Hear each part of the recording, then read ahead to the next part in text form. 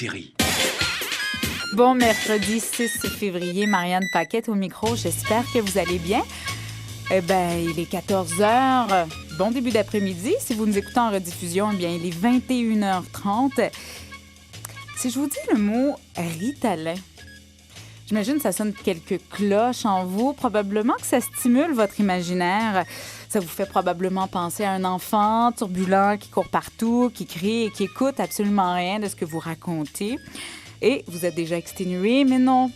Prenez une petite pause, prenez une bonne respiration, parce qu'aujourd'hui, on veut vous parler du trouble de déficit de l'attention avec ou sans hyperactivité. Et le TDAH, comme on va l'appeler au cours de ce 30 minutes, les difficultés qui y sont liées sont pas juste limitées au besoin de bouger ou à la difficulté de rester à l'écoute. C'est un petit peu plus complexe que ça comme syndrome. Et ça peut, bien sûr, vous l'aurez imaginé, affecter plusieurs sphères du comportement de l'enfant et créer certains troubles notamment à l'école, mais aussi dans le milieu familial. On peut penser aux parents qui peuvent être un petit peu désemparés. Et pour l'enfant lui-même aussi, ça occasionne des soucis. J'imagine qu'on peut penser à l'estime de soi, concentration, évidemment. Ce que j'ai su en préparant cette émission, c'est que le TDAH ne touche pas seulement les enfants, les ados, les adultes aussi. On va en parler. Ça, c'est un petit peu plus méconnu. Et on se rend compte aussi qu'il y a encore des préjugés, beaucoup d'incompréhension. Peut-être parce que c'est complexe, mais avec mon expert du jour, on va tenter de simplifier tout ça pour les parents, les intervenants, les professeurs qui nous écouteraient et qui seraient intéressés par le sujet. Je reçois donc aujourd'hui Dr Louis-Philippe Hubert, qui, lui, est actuellement médecin résident à l'UDM, l'Université de Montréal. Il a déjà obtenu un doctorat en médecine à l'Université de Sherbrooke et il est venu à moi où je suis allée à lui parce qu'il s'est beaucoup impliqué dans diverses activités communautaires, mais surtout dans la création du site d'information tdahquebec.com, un site hyper complet où vous pourrez retrouver un paquet d'informations sur le TDAH. Il a aussi créé un groupe de support TDAH pour adultes et les conférenciers, donc vraiment l'expert parfait pour cette émission. Bienvenue, Dr Hubert. Bonjour, Marianne. Donc, on le disait tantôt quand vous êtes arrivé, il y a les chiffres au Québec ne sont pas nécessairement clairs, mais au Canada, on parle de 1 personne sur 30 qui pourrait atteindre du TDAH. Effectivement, en fait, les variations entre les différents pays, entre les différentes régions existent, mais elles sont relativement minimes. En gros, on peut dire qu'en moyenne, 1 personne sur 30 a un déficit d'attention et ça, c'est des études qui ont été faites sur tous les continents. Alors, c'est pas quelque chose de local ou de régional, c'est vraiment une problématique mondiale. Donc, partout dans le monde, on peut souffrir du TDAH. Absolument. En fait, on le voit partout et il est documenté d'ailleurs très bien dans tous les continents. Ce qui est assez aussi effarant, c'est qu'on peut souffrir du TDAH et ne pas le savoir. En fait, je dirais que c'est encore aujourd'hui extrêmement fréquent. Chez les adultes, il y a près de 9 adultes sur 10 qui ne sont pas diagnostiqués comme ayant un déficit d'attention. Alors, je vous dirais que la norme chez l'adulte, c'est de ne pas le savoir, c'est d'avoir un TDAH, mais d'ignorer soit ce qu'est le déficit d'attention ou même que ça existe chez l'adulte, comme vous disiez en introduction. Maintenant, chez l'enfant, le diagnostic se fait de plus en plus, mais il y en a encore beaucoup, effectivement, qui ne sont pas diagnostiqués actuellement, particulièrement quand il n'y a pas d'hyperactivité motrice, donc quand l'enfant dérange moins à l'école, à la maison. Donc, là, déjà, on va tenter de départager parce qu'il y a le TDAH avec hyperactivité et sans hyperactivité. Donc, comment on fait là, pour départager tout ça d'entrée de jeu? Alors, ce qu'il faut savoir d'emblée, c'est que c'est vrai que les critères diagnostiques actuels font une distinction tranchée entre les personnes qui présentent un déficit d'attention avec hyperactivité et sans hyperactivité. Ce qu'on se rend compte dans l'expérience clinique, c'est que c'est beaucoup plus nuancé que ça. C'est pas quelque chose qui est tranché au couteau.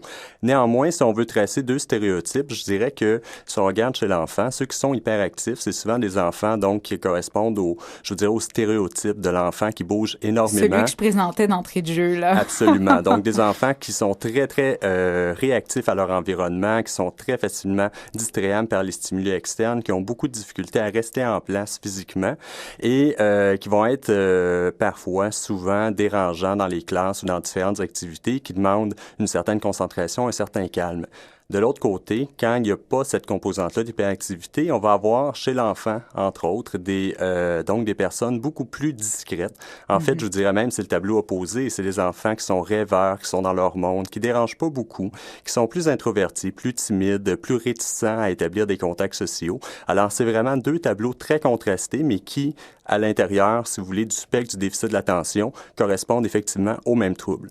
Et puis, dans ce cas-là, est-ce qu'on dit seulement TDA quand il n'y a pas d'hyperactivité? Oui, en fait, on distingue trois types. Il y a le déficit d'attention à prédominance d'inattention. Donc, on pourrait parler ici du TDA. Il y a ce qu'on appelle le déficit d'attention à prédominance d'hyperactivité impulsivité, qui en fait correspond à une minorité d'enfants. Et enfin, il y a ce qu'on appelle le trouble du déficit de l'attention à prédominance, en fait, sans prédominance particulière. On retrouve autant les symptômes d'inattention que d'hyperactivité et d'impulsivité. On parle à ce moment-là du type combiné. OK. Bon, je le disais aussi, ça, d'entrée de jeu, il y a beaucoup de préjugés encore, notamment que ça touche que les garçons. C'est pas vrai, ça. En fait, le stéréotype classique qu'on trouve encore parfois dans les médias ou ailleurs, c'est effectivement celui du jeune garçon hyperactif, d'âge scolaire, généralement un enfant d'études qui est aux études au primaire vers l'âge de 8 ans. C'est un petit peu l'image qui est là et c'est un enfant très hyperactif, donc qui court partout, qui monte sur les cartes de porte. On sait que dans la pratique clinique, c'est extrêmement plus varié que ça. Donc, on le voyait tout à l'heure quand on distinguait les personnes qui présentent l'hyperactivité de ceux qui n'en ont pas. Donc, ce stéréotype-là, oui, fait partie du déficit de l'attention, mais ça peut se présenter de manière extrêmement différente. Mais est-ce qu'on a un portrait à savoir s'il y a autant de jeunes filles que de jeunes garçons? Est-ce qu'on a plus d'idées précises sur les chiffres? En fait, pendant très longtemps, encore aujourd'hui, ce que les études nous disent, c'est qu'il y a plus de garçons que de filles qui ont un déficit de l'attention. Par contre, ce qu'on se rend compte progressivement, c'est que généralement, statistiquement parlant, les filles sont moins hyperactives physiquement que les garçons, notamment durant l'enfance. À partir de ce moment-là, il y a probablement un sous-diagnostic chez les filles relativement aux garçons. Donc, c'est quelque chose, je vous dirais, qui évolue actuellement là, sur le plan du nombre de proportions entre garçons et filles. Il y a probablement plus de filles que de garçons qui ne sont pas diagnostiqués en ce moment. On parle beaucoup de diagnostic. C'est quand que ça arrive? C'est quand que ça tombe? Aussitôt que l'enfant... Bon, on parlait autour de l'âge de 8 ans, mais aussitôt que l'enfant est d'âge scolaire ou préscolaire, ou ça peut même arriver avant, quand il est à la garderie ou même à la maison, dans le milieu familial? Oui, le diagnostic chez l'enfant d'âge préscolaire est plus difficile pour plein de raisons. Donc, je vous dirais que le diagnostic se fait généralement à partir de l'âge de 5-6 ans, même s'il peut se faire avant. Ceci étant dit, à partir de ce point-là, il peut se faire à peu près à tout âge, autant chez l'enfant, l'adolescent que chez l'adulte. Et est-ce qu'il y a des causes? En fait, oui, on connaît bien les causes. Elles sont bien documentées aujourd'hui. Et on parlait des mythes tout à l'heure. Il y a beaucoup de mythes qui entourent les causes du déficit de l'attention, comme quoi ça serait le sucre, les boissons énergisantes, que ça serait la télévision, le style de vie moderne. Bon, je sors quelques clichés.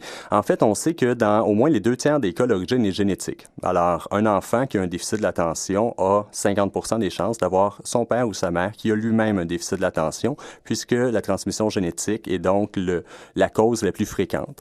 C'est ce qu'on appelle un déficit d'attention primaire. Il y a aussi le déficit d'attention secondaire, donc secondaire à plusieurs causes très variées. On peut parler, par exemple, des causes prénatales, telles que le tabagisme durant la grossesse, qui ne cause pas automatiquement, loin de là, un déficit de l'attention, mais qui augmente le risque que l'enfant en présente un. Également, une naissance prématurée, qui est un facteur de risque reconnu. Et plusieurs autres facteurs qui, en fait, peuvent entraîner des lésions au cerveau. Je pense notamment à l'intoxication au plomb, qu'on retrouve maintenant assez rarement. Le traumatisme crânien suite à un accident de voiture ou, chez l'adulte, suite à un AVC, par exemple, donc un caillot de sang au cerveau qui va aller détruire une partie du cerveau et entraîner par la suite des symptômes de déficit de l'attention. C'est juste quelques exemples qui montrent que les causes sont très variées. Là, si je comprends bien, Dr Hubert, on est avec un TDAH si on a à l'avoir. En fait, dans les cas génétiques, donc dans les 2/3 des cas dont je parlais il y a un instant, effectivement, c'est des personnes qui naissent avec le déficit de l'attention. Et c'est important de dire d'emblée qu'on ne peut pas guérir le déficit de l'attention. Okay. On peut le traiter de façon efficace, mais la personne va porter ce déficit d'attention-là toute sa vie. Ce qui est important de savoir, c'est que pendant très longtemps, on a pensé, pour plein de raisons, que le déficit de l'attention se résorbait à l'adolescence et que ça n'existait plus chez l'adulte. On a maintenant des études qui démontrent très, très bien bien la persistance du déficit de l'attention chez une majorité de personnes qui l'ont durant l'enfance. Par contre, l'évolution, l'intensité des symptômes sera différente. Vous avez environ un tiers des enfants qui présenteront des symptômes aussi importants à l'âge adulte, un autre tiers qui va présenter moins de symptômes, mais qui auront tout de même des symptômes significatifs, et enfin un tiers chez qui les symptômes seront beaucoup moins importants et pour lequel on n'aura pas de diagnostic de déficit d'attention rendu à l'âge adulte. Alors, on voit vraiment qu'il y a toute une, je vous dirais, une évolution neurodéveloppementale, donc dans le développement du cerveau, qui fait en sorte que les symptômes chez l'adulte peuvent être différents de ce qu'on voit chez l'enfant. Mais à quelque part, c'est que la vie est bien différente quand on est adulte qu'enfant. Par exemple, quand on est d'âge scolaire, beaucoup de consignes, avoir à apprendre beaucoup de choses en même temps, rapidement. On est assis souvent. Quand on est adulte, parfois, on a un boulot qui nous amène dans des contextes complètement différents. Et j'imagine que parfois aussi, les symptômes paraissent moins prédominants, moins important parce que la vie est différente et nous demande d'être moins assis souvent, moins concentré longtemps. Est-ce que ça peut avoir un facteur à quelque part? En fait, c'est un excellent point, Marianne. Ce que je dis parfois, c'est que le trouble du déficit de l'attention, c'est un problème si ça donne du trouble, justement. Alors, c'est pas tellement les symptômes eux-mêmes. Les gens, parfois, ont cette notion-là que traiter le déficit de l'attention, c'est de traiter les symptômes. Effectivement, diminuer les symptômes peut diminuer les conséquences du déficit de l'attention, mais ultimement, c'est ce qui compte. C'est les conséquences concrètes que ça peut amener chez la vie de la personne, autant chez l'enfant, l'adolescent que l'adulte. Alors, c'est vrai que dans un contexte d'apprentissage, comme il faut rester tranquille, concentré, il y a un processus d'apprentissage actif en cours, ça peut être parfois difficile de le faire avec le déficit de l'attention. Surtout, on le dira peut-être tout à l'heure, que le déficit d'attention est souvent associé avec des comorbidités, d'autres problèmes qui viennent avec le déficit de l'attention, comme les troubles de l'apprentissage. Ceci étant dit, c'est tout à fait vrai chez l'adulte, notamment quand on sort du contexte scolaire. Il y a beaucoup d'adultes très bien adaptés pour lesquels le déficit de l'attention ne cause pas d'impact trop important. Ceci étant dit, les études aujourd'hui démontrent quand même qu'il y a des problématiques importantes chez une majorité d'adultes qui ont un déficit d'attention, particulièrement s'il n'est pas diagnostiqué et si le milieu n'est pas, je vous dirais, bien adapté à la personne. Mais pour pas perdre l'attention des auditeurs, on va prendre une courte pause. Je vous rappelle que vous pouvez nous suivre sur Twitter, @expertsérie, et aussi sur Facebook. N'hésitez pas si vous avez des questions pour notre expert du jour, Louis-Philippe Hubert, médecin résident. On parle du TDAH et on revient dans quelques secondes.